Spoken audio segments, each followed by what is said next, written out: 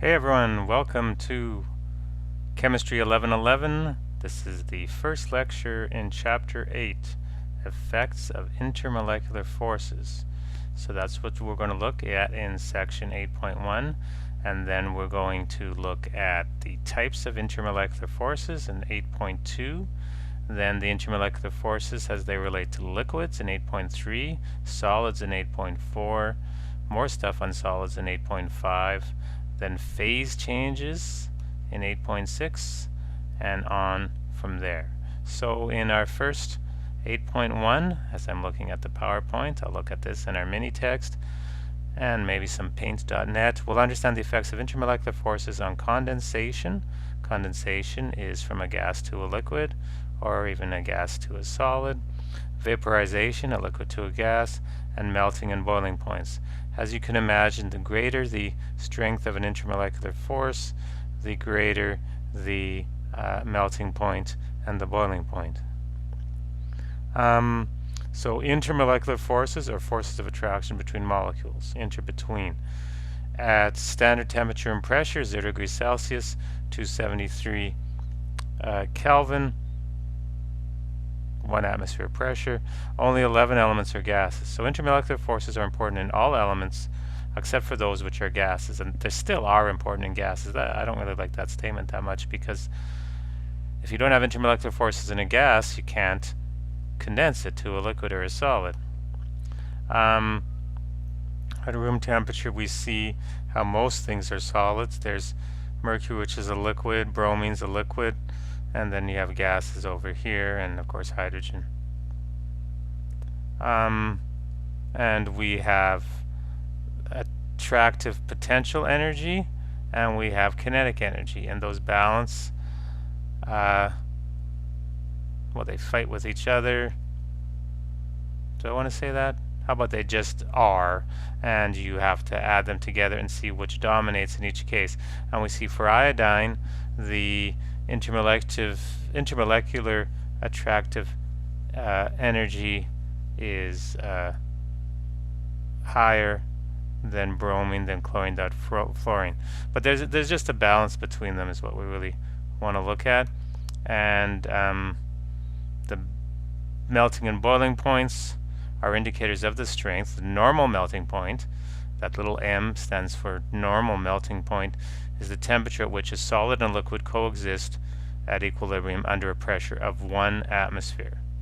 If you want to say 1 bar, it's pretty darn close. And the normal boiling point is when a liquid and a vapor coexist under 1 atmosphere. Then you see vaporization is a liquid to a gas, condensation is a gas to a liquid. And we looked at this way back before in when we're looking at thermochemistry. Now before I go to the types of intermolecular forces, let me just Alt-Tab here and see if we have something else to say in our text here. We're talking about the halogens.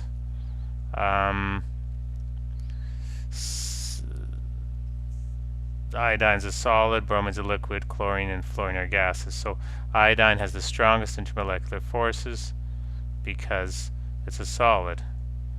Okay, let's see, what else do we have? Something here. Like liquids, solids have sufficiently strong intermolecular forces that they neither expand or contract very much when pressure changes. In solids, the intermolecular forces are strong enough to prevent molecules from moving freely past one another.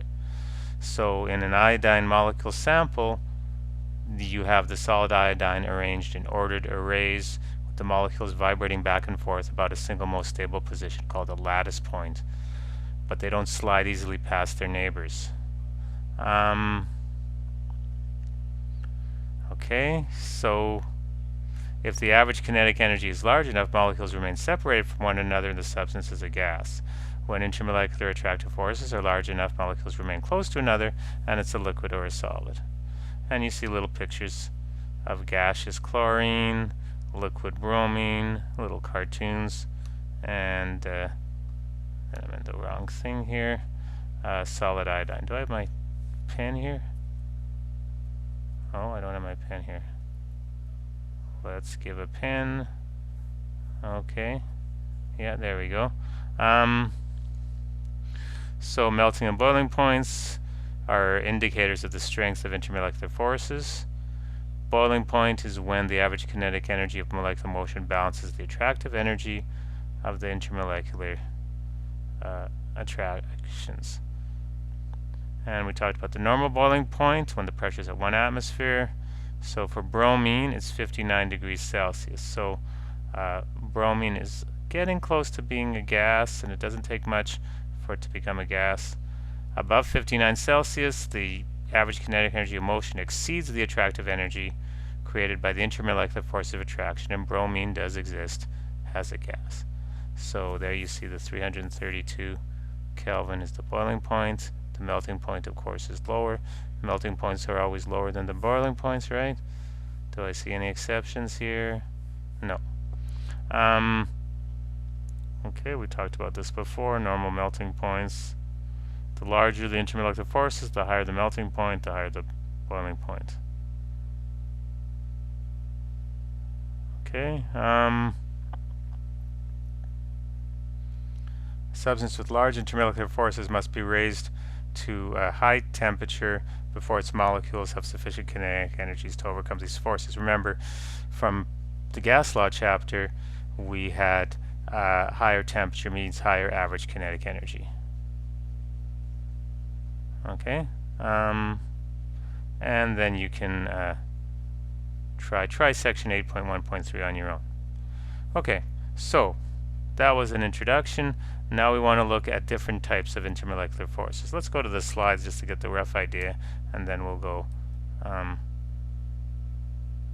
into more detail. So types of intermolecular forces.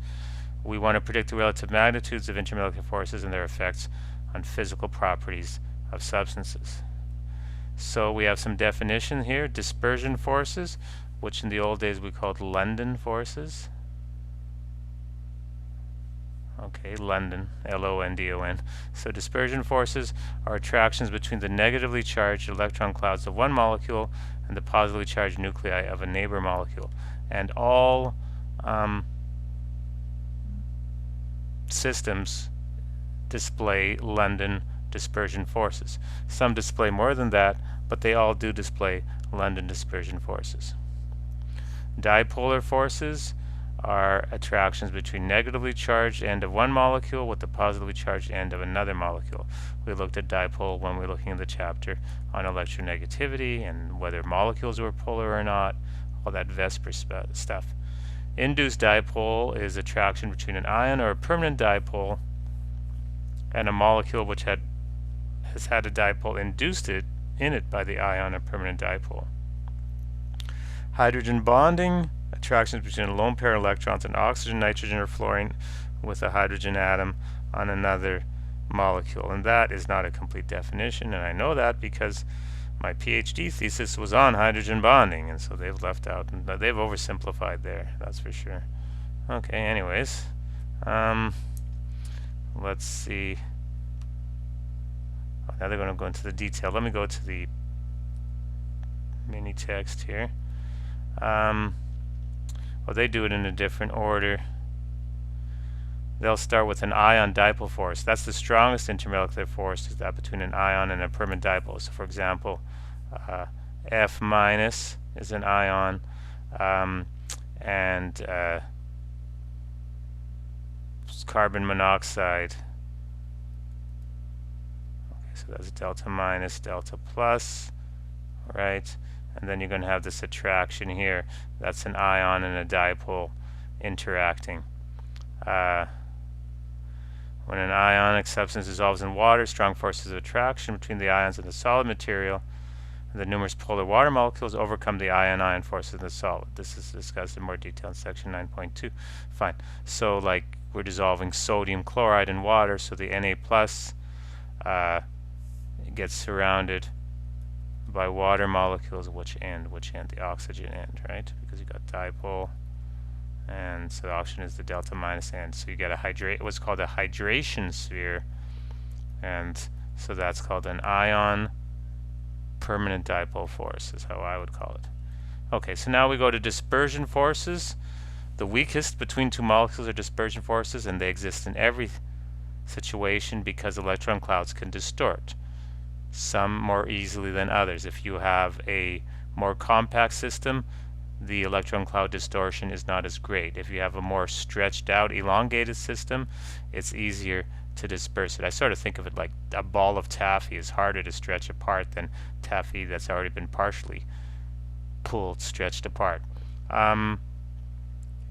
So we have here two halogen molecules coming towards each other, and you see how you could have at any snapshot in time an instantaneous dipole and get a distortion in the electron cloud, and that creates a dispersion, what's called dispersion forces. So you have the attractive forces known as dispersion forces, and they happen for everything. Okay, you can read through a bit of a different description than the way I did it, but it's still there. So table 8.2 is a useful table. There's this, well, we first talked about ion dipole forces, right?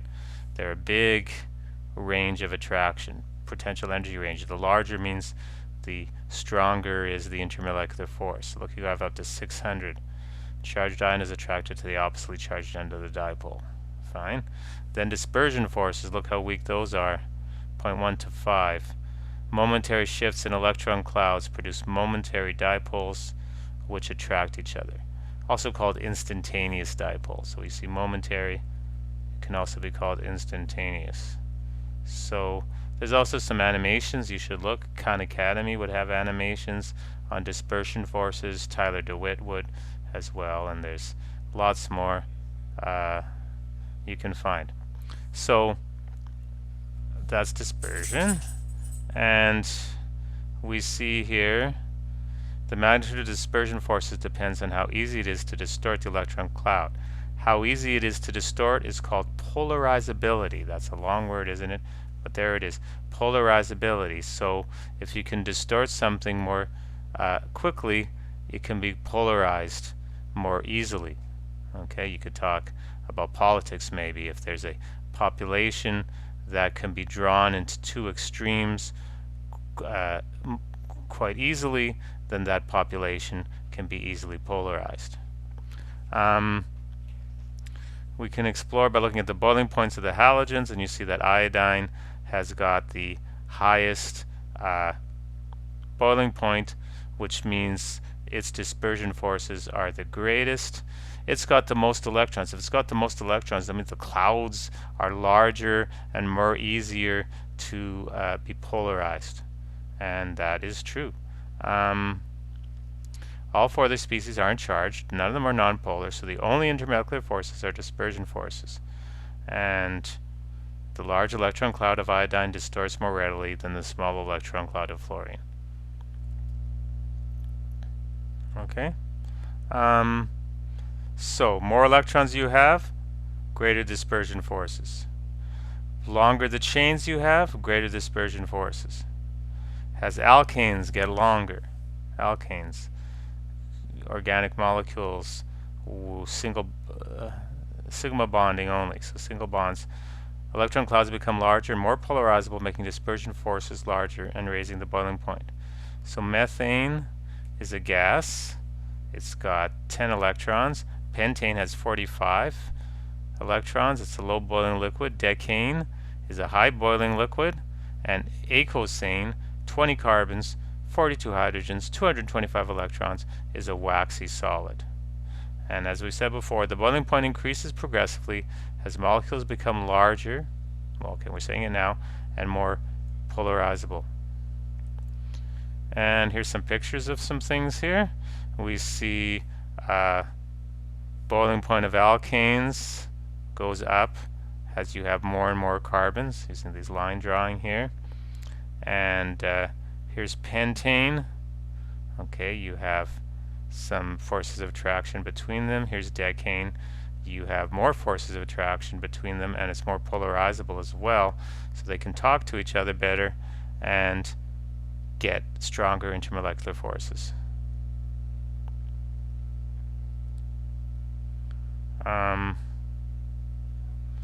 Here we have an example, 8.1. Neon and xenon are gases, but both become liquids if the temperature is low enough. Draw a molecular picture showing the relative size and polarizability. Which substance has the lower boiling point? Well, let's see. The one with the lower boiling point is going to be the one that's more easily polarizable, because that will create a larger dispersion force. So it is going to be harder to make a phase transition. So let's see. Harder? Hold it a second. Less polarizability means smaller partial charges and weaker intermolecular forces. Thus, neon has a lower boiling point. Oh yeah, right, yeah. I went the wrong direction. Let's start with a boiling. So let's go from a liquid to a gas. So it's easier to get neon from a liquid to a gas because its dispersion forces are smaller. It's got less electrons in each electron cloud, whereas xenon, 54 electrons, versus neon, 10 electrons per atom. Xenon has 54, so it is going to take more energy to go from liquid xenon to gas xenon. Therefore, it is a higher boiling point. The experimental values for xenon is 166 Kelvin and neon just 27. So that does make sense, and so that's good. Okay. Let's take a look here. Practice exercise 8.1. Among H2S, H2SE, and H2TE, use dispersion arguments to determine which has the highest boiling point. Well, they're all the same shape. They're all angular or V-shaped off of 109. And the more electrons is H2TE, so it's going to take more energy to break it apart. So H2TE is the biggest or highest boiling point, and H2S is the lowest boiling point. Okay, dispersion forces increase in strength with the number of electrons. We said that. Now, what if you have the same, or roughly the same number of electrons? Then the shape of the molecule is going to make a contribution to the magnitude of dispersion forces. We call it a secondary contribution. So it's interesting here because I have, these are isomers here, molecules with the same molecular formula but different shape, and these are geometric isomers. We have, some people call them constitutional isomers, I think, but the point is they both have the same number of electrons because they have the same number of hydrogens and carbons, so it'll be 72 electrons, right? 5 times 12, 16, 12, 72 electrons, 72 electrons. So pentane's got 72 electrons, its boiling point is 36. 2,2-dimethylpropane, also 72 electrons, but its boiling point is just 10 degrees Celsius. So we see that this more elongated situation for pentane allows greater polarizability and interaction with other pentane molecules, giving it stronger intermolecular forces and a higher boiling point. The 2,2-dimethylpropane looks like a green pepper or something, doesn't it? It's harder for one of these to then start talking to another one. It's harder to stretch it out, so its boiling point is significantly less. We can say it's a secondary effect, but it still is a large enough difference, right? That's 26 degrees Celsius difference. Okay. So now let's look at induced dipole. A dipole can be induced into a nonpolar species by an ion or by a polar species. So induced dipole is going to be, we can have a dipole with an induced dipole or an ion and induced dipole. They're both there. And this is going to be a bit stronger than dispersion forces. So what are some examples of that? Iodide with molecular iodine, that's one. So that would be a ion-induced dipole interaction, and it creates the triiodide ion, which is far more soluble in water than is I2 alone. Fine. Okay. So you can have ion-induced dipole. In that table A2, it said, what did it say about that? The ion induces a dipole in the other species and is then attracted to it. They use a calcium 2 plus ion with oxygen. Okay. Then you can also have a dipole-induced dipole, which is roughly the same strength. I guess if I had to, on average, it would be slightly less. So a permanent dipole in one species creates another dipole in another species, such as we see here. No, that's not what we see there. I could have, according to section table A2, I could have HCl and Cl2. So HCl, well, I have a permanent dipole. Cl2 I don't. It's nonpolar, but I can get a temporary partial positive induction, so partial separation of charge. So this chlorine here is now attracted to the partial negative of the other one. Dipole-induced dipole force is smaller than an ion-induced because the ion has a whole charge, whereas the dipole only has a partial charge. Okay, but it's not that much a difference.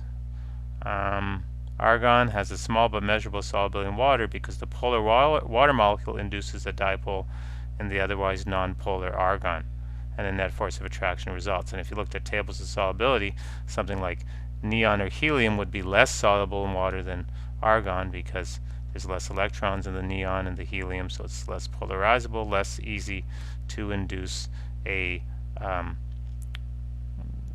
dipole.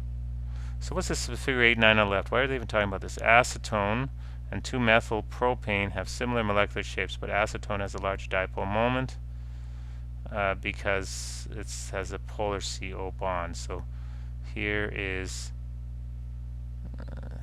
acetone. What's acetone again?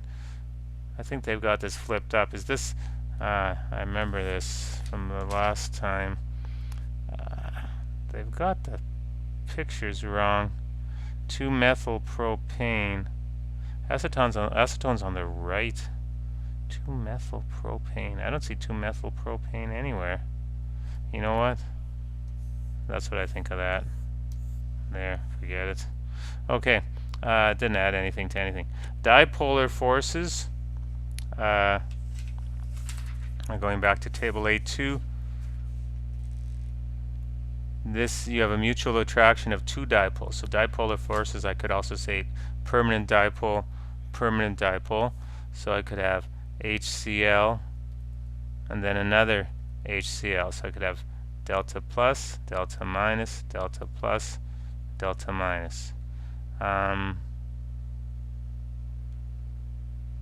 Okay.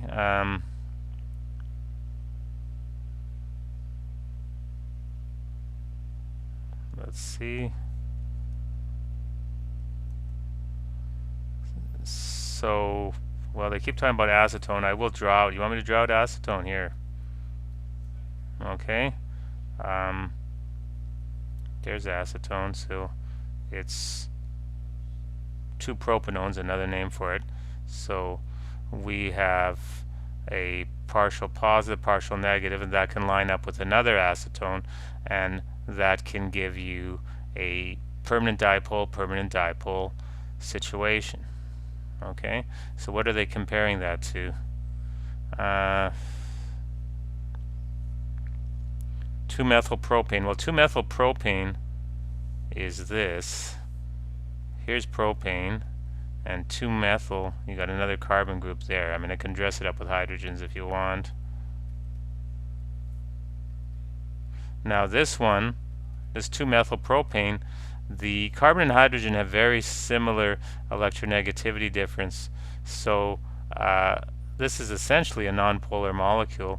Therefore, its boiling point will be less because the intermolecular forces will be much smaller than in acetone.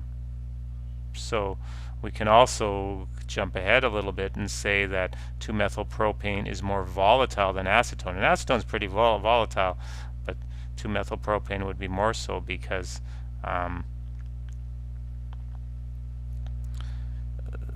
the dipolar forces and the way things work. So consequently, acetone boils at a considerably higher temperature than 2-methylpropane. And here we have acetone, we have butane, and we have methyl ethyl ether. Well, methyl ethyl ether will also have induced or permanent dipole situation. So we've got to think about this for a second. Line structures of butane, methyl ethyl ether, and acetone follow. This is example 8.2 on page 369, and I see I wrote in here butane's essentially non-polar, methyl ethyl ether is sort of polar, right?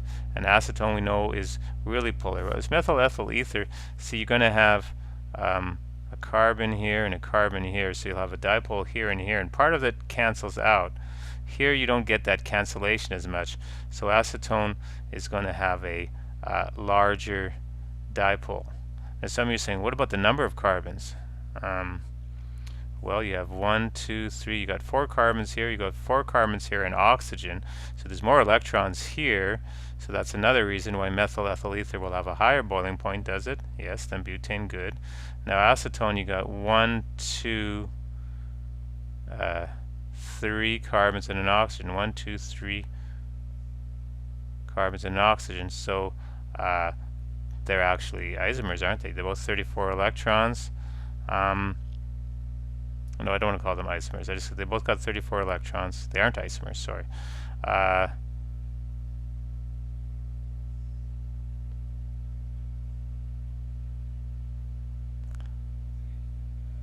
You see that the methyl ethyl ether is going to, because it's got some polarity in it, some dipole-dipole force, is going to have a higher boiling point. Acetone, even though it's got 2 less electrons, fine, 2 less electrons, that's not that big a deal. Look at that. Because it's got the dipole, the boiling point's a lot more. So if only dispersion force is counted for predicting the boiling point, then butane and methyl ethyl ether would have higher boiling points than acetone. But the polar interaction, or dipole-dipole interaction, means is dominant here. That's why acetone has the higher boiling point about them. We expect butane to be nonpolar. We talked about that. And molecular geometry, the partial cancellation, right? We talked about that. So that makes sense. And you can even get the values for the experimental dipole moments. Butane 0 dBi, methyl ethyl ether 1.12, acetone 2.88. Oh, and there's a nice picture of it. Okay, you can try practice exercise on your own. And then we get to hydrogen bonding forces, and let's just go to the slides for a second, see if they help us at all here. Dispersion forces, I looked at that. Polarization, we looked at that. Larger molecules are more polarizable. Yeah. Okay, dipole forces. Question. Hydrogen bonding, here we go. Let's look at the slides for a change of pace. One molecule is a hydrogen atom attached by a covalent bond to an atom of oxygen, nitrogen, or fluorine. The other molecule has an oxygen, nitrogen, or fluorine. So one molecule we did research on was, I don't remember, it was a long time ago. How about ammonia? So NH3 with NH3, that would be hydrogen bonding. Let me go to here. Paint, new, I don't know why it does that.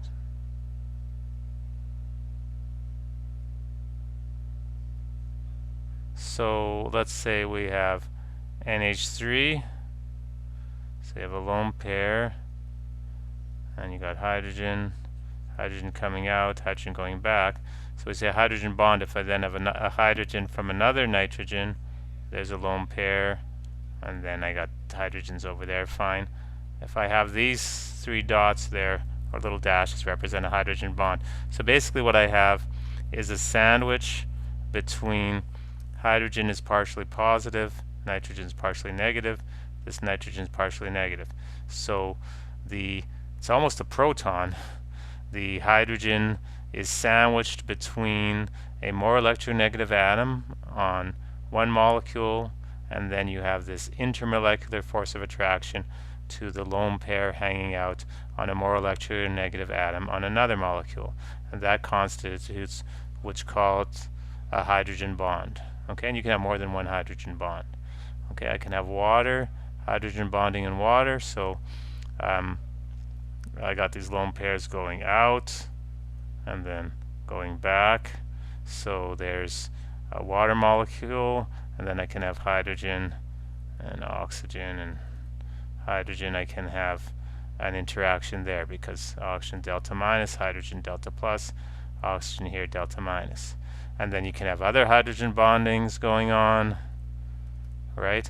Water has got a lot of possible hydrogen bondings in a sample, and that gives it some special properties, including a much higher boiling point than you'd expect in an open structure with ice, which makes ice float on liquid water.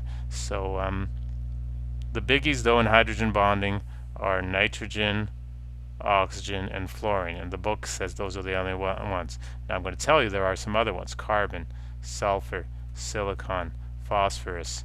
Those have hydrogen bonding as well, but the biggies are nitrogen, oxygen, and fluorine.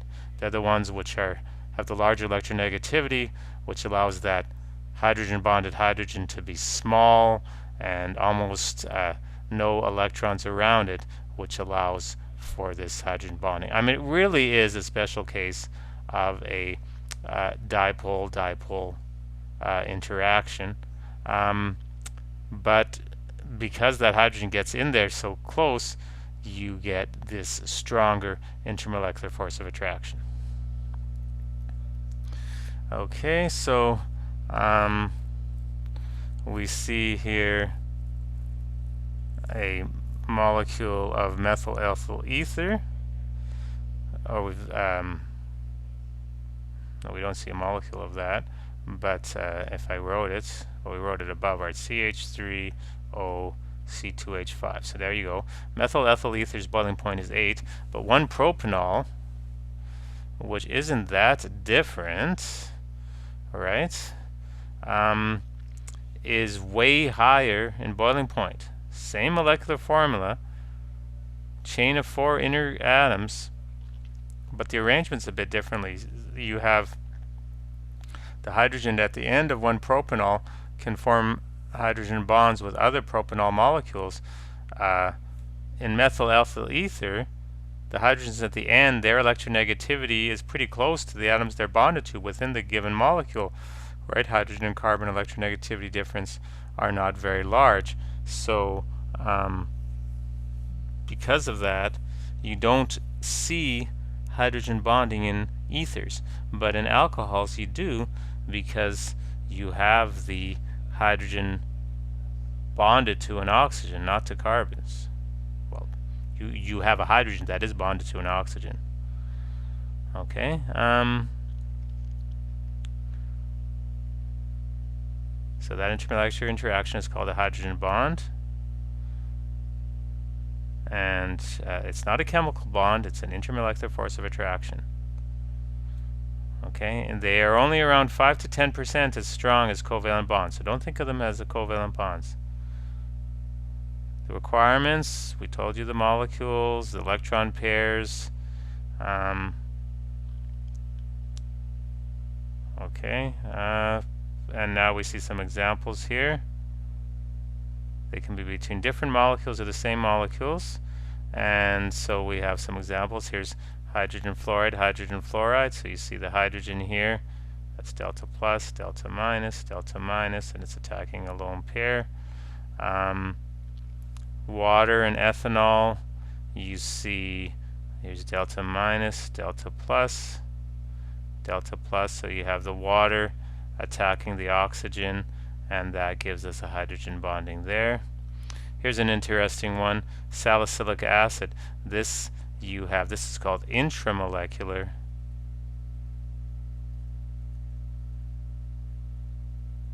hydrogen bonding.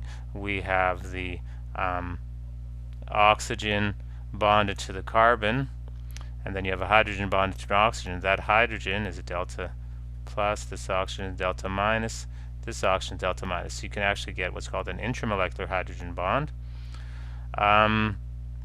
Here we have formic acid. This is 2 hydrogen bonds created in the intermolecular force. Oxygen here, and that hydrogen here between these 2 oxygens. Here's ammonia and water. So you see the water hydrogen attacking the lone pair of the nitrogen. Then you get fancier, you start talking about biochemistry here. Glycine, which is an amino acid, and you see how you start getting more than 1 hydrogen bonds forming. And I know some of you are starting to think of DNA and stuff like that. So here's an example. In which of the following will hydrogen bonding play an important role?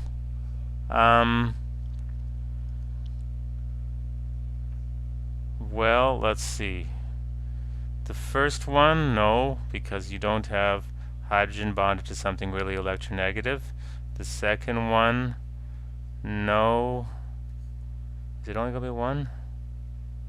The third one, yeah, that's going to, because you be hydrogen bonding, because you got a hydrogen bonded to an oxygen, and we already saw ammonia would. So it'll be the third and the fourth one. Acetone and CH3F contain electronegative atoms. Yes, they do. With non-bounding pairs, yes, they do. But neither has any highly polar hydrogen to some other atom bond. Thus, there's no hydrogen bonding between molecules of these. The OH bond in methanol meets both the requirements, and so we get hydrogen bonding there, and we get hydrogen bonding with the ammonia. Okay, ammonia to acetone. Okay.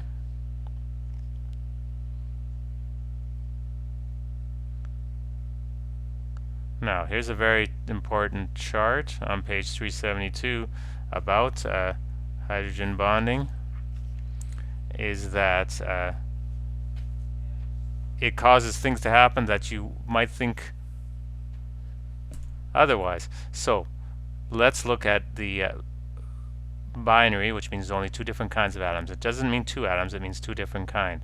Let's look here at boiling point versus a given period. So for given groups, okay, so for group 4A, also called group 14, we see there's no hydrogen bonding, and just has, you get more and more electrons going from carbon, silicon, germanium, and tin. Let's show you the periodic table so you remember that. Okay. Ooh, fancy, eh? Carbon, silicon, germanium, tin. You're getting more electrons, so the dispersion forces are going to increase. These are nonpolar molecules, so they dictate things. So that's why the boiling point increases. Okay? Now, if you go to group 5, well, you're going to have the phosphorus, arsenic, antimony. Those all increase because of much more electrons. I mean, there's also a dipole there. But look at this. Here's the important thing, most important thing, because we're talking about hydrogen bonding, is that ammonia is way stronger intermolecular forces than pH3, even though it's got a lot less electrons. The reason is because you can form hydrogen bonding, and that hydrogen bonding is important and causes an exception to the trend. You see it with the group 7 as well. I mean, you got the chlorine, what's after chlorine? Where's my, am I getting blocked here? Oh, I got blocked a little bit. Okay, chlorine, bromine, iodine. So those go up. And then look at this, HF way higher than HCl. So you see a stronger hydrogen bonding there. You say, oh, why is it more than nitrogen? Well, fluorine's more electronegative than nitrogen. Okay, so that's one reason. Then the most interesting one of all, with your group 6, sulfur, selenium, and tellurium, they all go up. Dispersion forces are greater. It's one explanation. But look at water. It's way, way, way higher value for the hydrogen bonding for water. And you're going to say, oh, well, oxygen's less electronegative than fluorine. How can that be? Water can form lots of kinds of hydrogen bonding, right? You can get 4 hydrogen bonds per water molecule, so things going every which way, and that network of hydrogen bonding allows the strength of the intermolecular forces to be the greatest for water compared to hydrogen fluoride, ammonia, methane. So a very interesting graph, perhaps the most interesting graph in this whole book. Ooh, that's pretty strong to say, isn't it? And all that stuff that I said is written here below, so you can read that. And then they're just showing ice and all the hydrogen bonding in there, and that's pretty cool, isn't it? Okay, so you can try the section exercises on your own to get into all this, and that's good for our first lecture on chapter 8, and we're going to look at properties of liquids in our second lecture. But all this business about intermolecular forces is going to permeate the entire chapter, and dare I say course. See you next time.